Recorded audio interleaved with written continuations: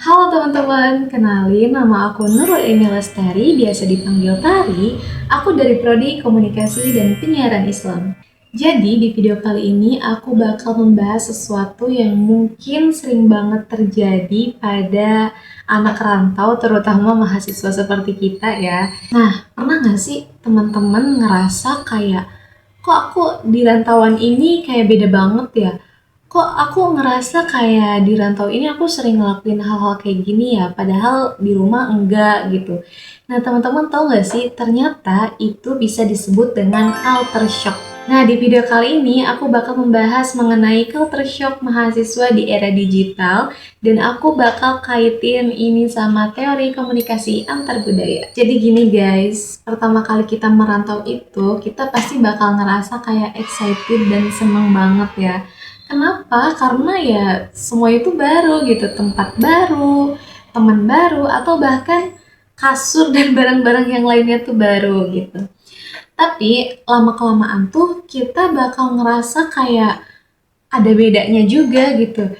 Dari cara bicaranya berbeda, entah itu kita yang biasa ngomong bahasa Sunda, tiba-tiba semenjak merantau kita sering dicampur dengan bahasa Jawa gitu kan bisa.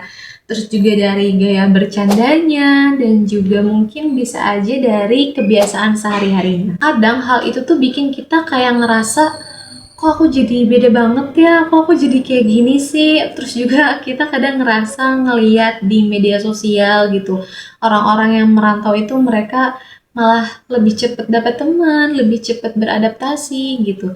Nah di situ kita malah makin mikir kayak, kok dia bisa ya beradaptasi gitu sementara aku enggak gitu kan. Nah dari situ akhirnya kita malah ngebandingin diri kita sendiri dengan orang lain yang kita lihat di media sosial. Nah, teman-teman, kalau dilihat dari teori komunikasi antar budaya, ini tuh disebutnya dengan culture shock.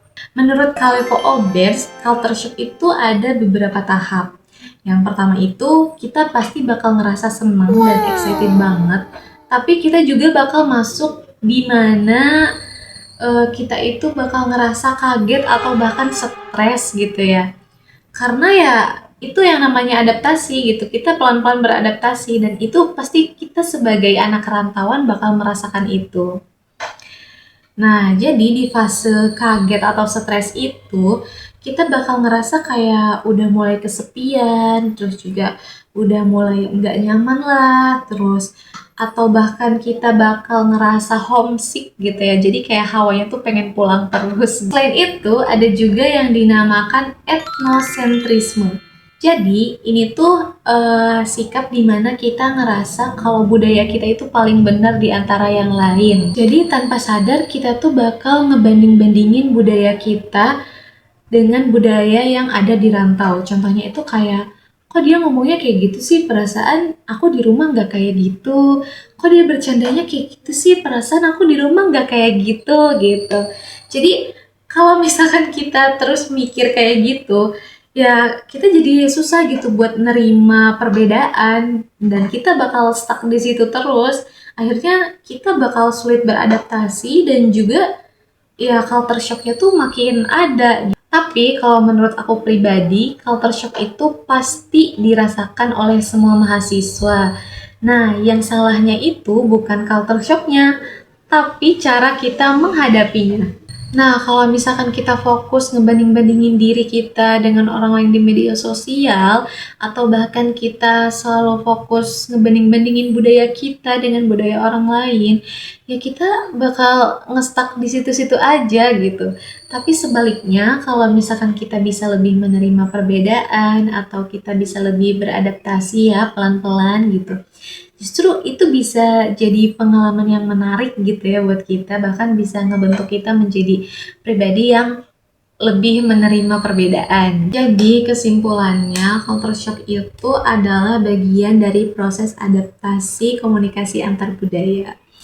Nah, di era digital ini tantangannya tuh pasti lebih besar ya, karena ada pengaruh media sosial yang bikin kita overthinking gitu, karena ngelihat di media sosial orang-orang berhasil beradaptasi sementara kita enggak gitu. Jadi pikiran kita tuh terus-terusan di situ terus, padahal kan apa yang kita lihat di media sosial Belum tentu kenyataannya seperti itu kan. Makanya penting banget buat kita lebih terbuka sama perbedaan, terus juga nggak gampang ngejudge budaya lain dan nggak ngerasa paling benar gitu ya. Terus juga kita harus lebih bijak dalam menghadapi media sosial karena tidak semua hal yang kita lihat di media sosial itu kenyataannya memang seperti itu.